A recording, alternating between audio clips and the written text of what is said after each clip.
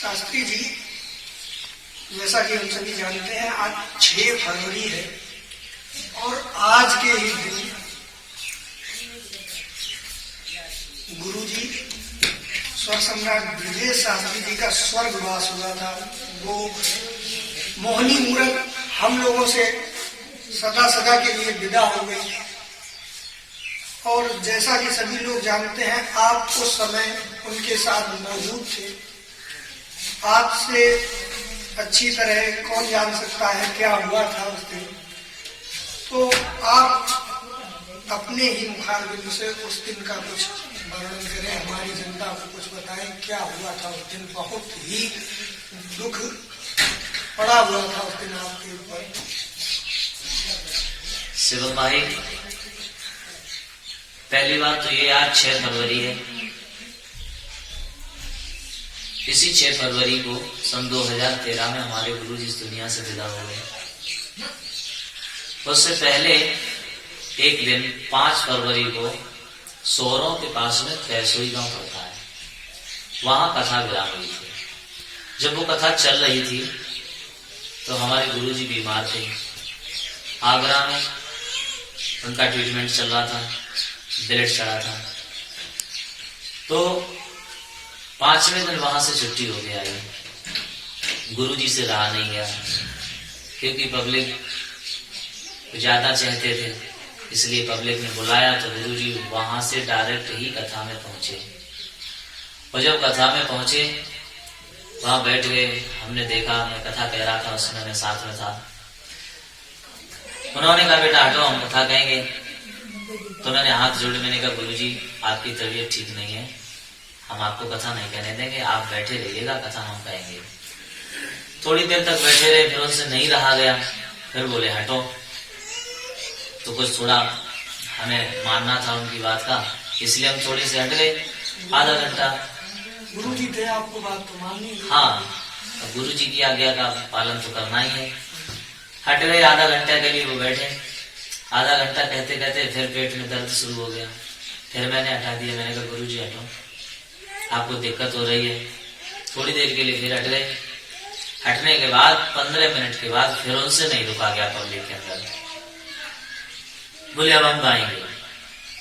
फिर मुझको हटा करके फिर बैठ गए और 10 मिनट तक गाया। गाने के बाद वहां पानी बरसने लगा और पानी बरसते बरसते उनके दिमाग में एक ही बात आई। हर आदमी से यही कहा उन्होंने, समय समय की बात, समय पे परखत है ज्ञानी, और समय पड़ते है धूप, समय पे बरसत है पानी। उसके बाद उन्होंने आरती करवाई, वहां से चले आए। दूसरे दिन छोटे गुरु जी मंजेश शास्त्री जी वहां पहुंचे।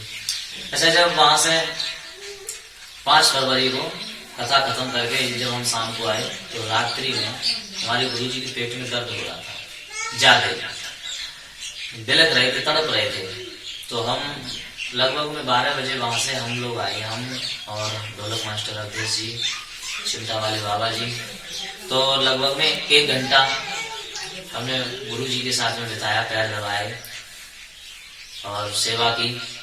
उसके बाद उन्होंने कहा, बेटा ऐसा करो, तुम जाओ लेटो जाकर। हम लोग जाकर के लेट गए और लेटने के बाद सुबह जैसे 5 बजे तुरंत ही माधव का फोन आ गया मेरे पास, भैया चले आओ, पापा को लेके चलना है कानपुर। 6 फरवरी को सुबह ही को हम जैसे लेटे थे वैसे ही कपड़े पहन के चुपचाप चले आए और गाड़ी में बैठ के जा रहे थे। इटावा हाईवे से होकर के गए कानपुर। तो जैसे कानपुर में नीचे उतरे, क्रॉसिंग पड़ता है, तो वहां उनके पेट में दर्द हुआ। बोले लला गाड़ी से नीचे उतारो, हमको ले चलो थोड़ा। तो मैंने कहा ठीक है। तो हमें लेकर के गए गुरु जी को। कूड़ा करकट पड़ा हुआ था, वहां बिठा लिया और शौच क्रिया होने के तुरंत ही बाद जैसे ही खड़े हुए तो उन्होंने यही कहा कि लला मुझे ले चलो।